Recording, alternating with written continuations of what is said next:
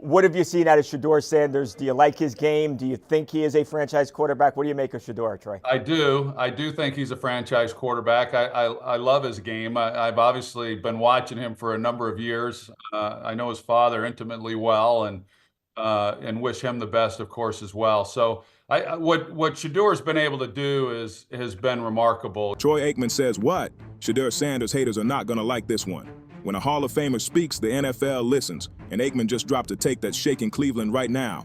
This isn't just another analyst hyping a rookie. This is Troy freaking Aikman, a three-time Super Bowl champ, one of the most respected quarterbacks ever, calling his shot on a kid the league overlooked. Way before the chaos of the 2025 NFL Draft, Aikman told TMZ Sports something that hit different. I do think he's a franchise quarterback. I love his game.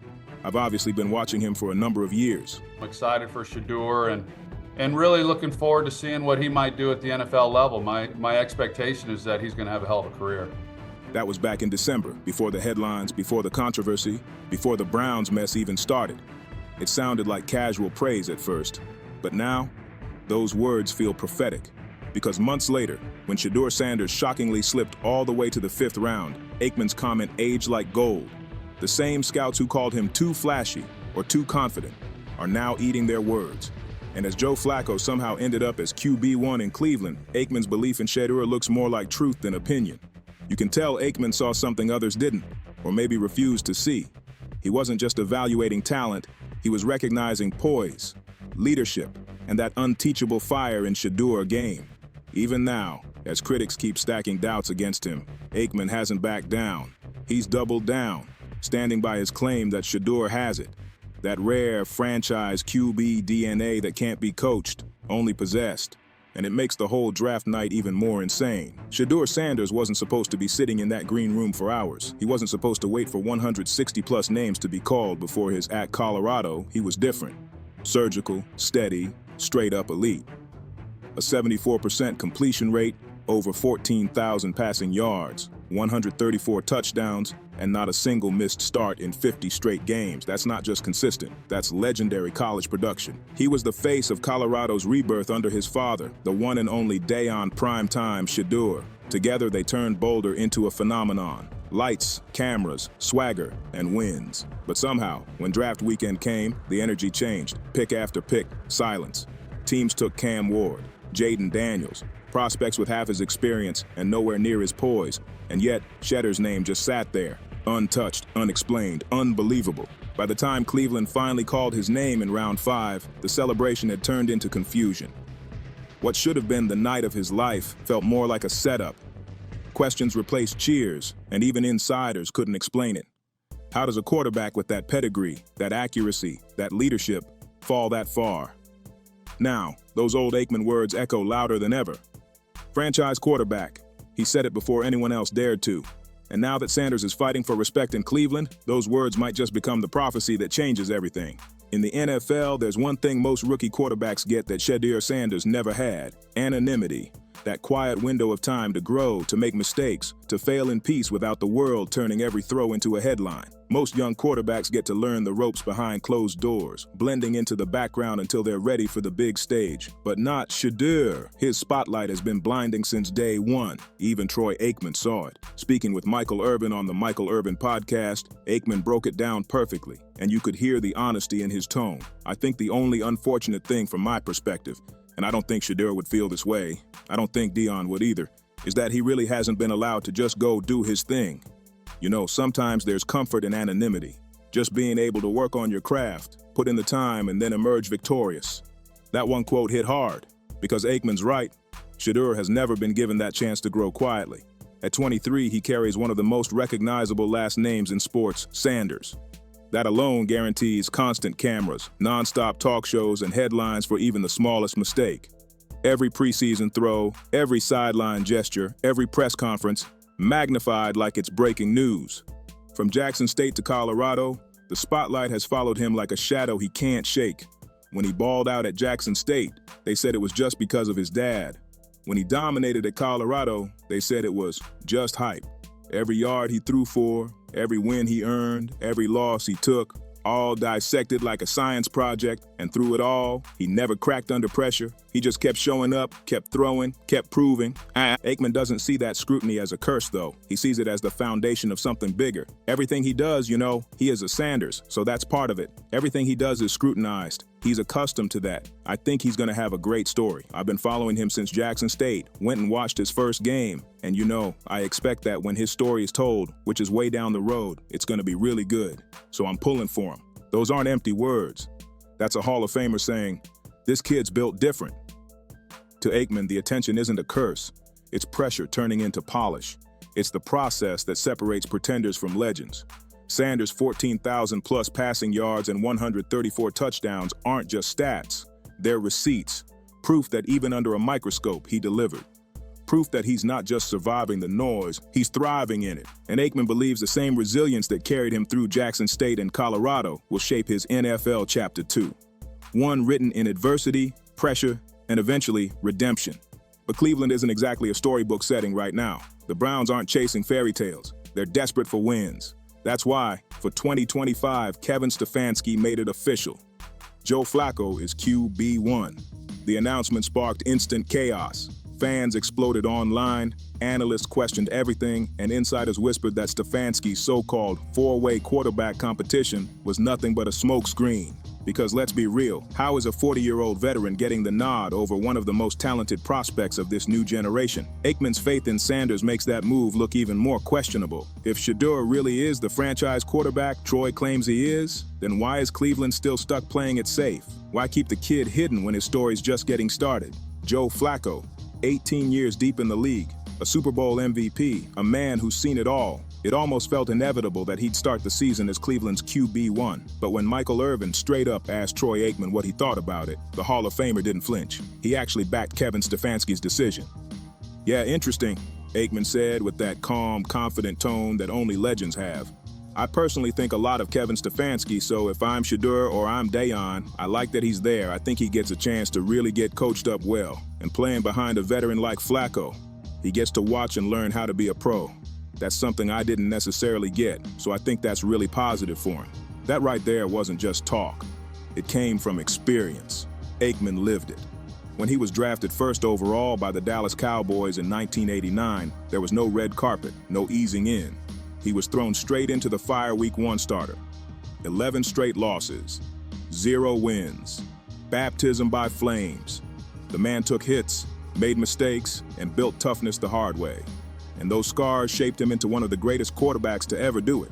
So when Aikman says Shedeur might benefit from watching before leading, it hits different. He knows what happens when talent gets rushed into chaos. To him, learning under Joe Flacco isn't punishment, it's protection. It's a rare luxury in today's NFL where rookies get tossed out like experiments and blamed when things go wrong. But then again, this is Cleveland, and Kevin Stefanski's track record at quarterback has been anything but steady. Sure, he's got the accolades, two-time NFL Coach of the Year, praised for his leadership and offensive mind. But when it comes to choosing and managing quarterbacks, that's where fans start side-eyeing him hard. Think about it. The massive controversial Deshaun Watson signing that divided the locker room and the league. The carousel of quarterbacks since then. The constant changes that left players guessing and fans frustrated. Stefanski's offensive play calling has been questioned for years, and every move he makes at quarterback now feels like it could make or break his future.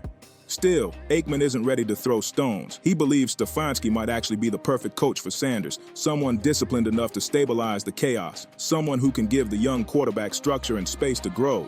It's rare in Cleveland, but Aikman's betting that this time might be different. And let's be real, Shedeur Sanders isn't your typical rookie. He's not walking the same road as Cam Ward or Jaden Daniels. Those guys got to develop quietly. Far from the constant noise, Shedeur never had that luxury. He's been carrying the prime-time legacy since day one. Every game, every headline, every move, compared to his father, Deion Sanders.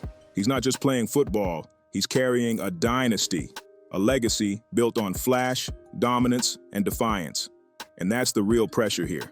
When your dad's a cultural icon and one of the most electrifying athletes to ever live, the expectations aren't fair, but they're real. Aikman sees that. He knows what it's like to have the world watching, waiting for you to fail. And that's why he's rooting for Shedeur to succeed his way. Not rushed, not forced, but prepared, polished, and ready when his moment finally comes. That last name, Sanders, it's both a crown and a curse. It guarantees fame, but it also puts a microscope on every single move. Every flaw looks bigger, every mistake louder, every success questioned. But through it all, Shedeur has never folded. From his first college snaps at Jackson State to those jaw-dropping performances in Boulder, he's faced the pressure head-on and matched every ounce of scrutiny with results. He didn't just talk it, he proved it. Every time the critics came for him, he answered with composure. Every time he got knocked down, he came back sharper. That's not hype, that's pedigree. And now, as the Browns roll into the 2025 season with Joe Flacco holding the reins, Shedeur finds himself waiting in the wings, buried on the depth chart, but not forgotten. Fans aren't asking if he'll get his shot, they're asking when.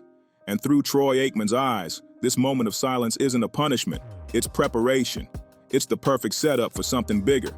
Because unlike Aikman, who got thrown into the NFL firestorm as a rookie and went 0-11 his first year, Shedeur actually gets a chance to breathe.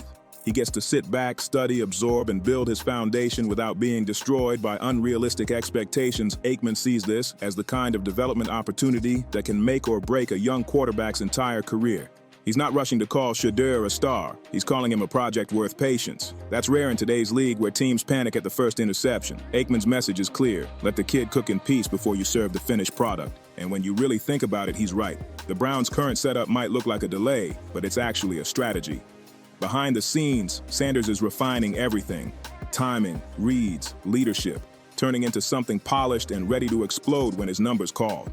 Aikman's verdict hits like a quiet prophecy. The people calling Shedeur a fifth-round bench warmer don't see what he sees, the makings of a franchise quarterback. A story that's not ending, but just beginning to take shape. He's watched Sanders face chaos and come out stronger every single time. From Jackson State's rebirth to Colorado's primetime resurrection, through the heartbreak of draft night, and now into the biggest test of his life, Aikman's betting that all the pressure, all the criticism, all the constant attention will eventually turn into fuel. As Aikman said himself, when his story is told, which is way down the road, it's going to be really good. So I'm pulling for him. That's not just a compliment.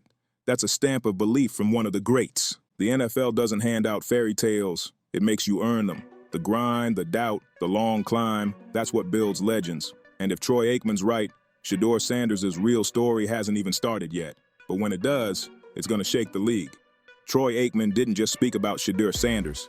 He prophesied something the rest of the league is too scared to admit. This wasn't a polite analyst take or another safe media soundbite. It was a Hall of Famer sending a message to every executive, coach, and fan still doubting Cleveland's young quarterback. When Aikman says, "I think he's going to have a great story," that's not wishful thinking. That's foresight built on decades of experience watching greatness unfold before anyone else saw it coming.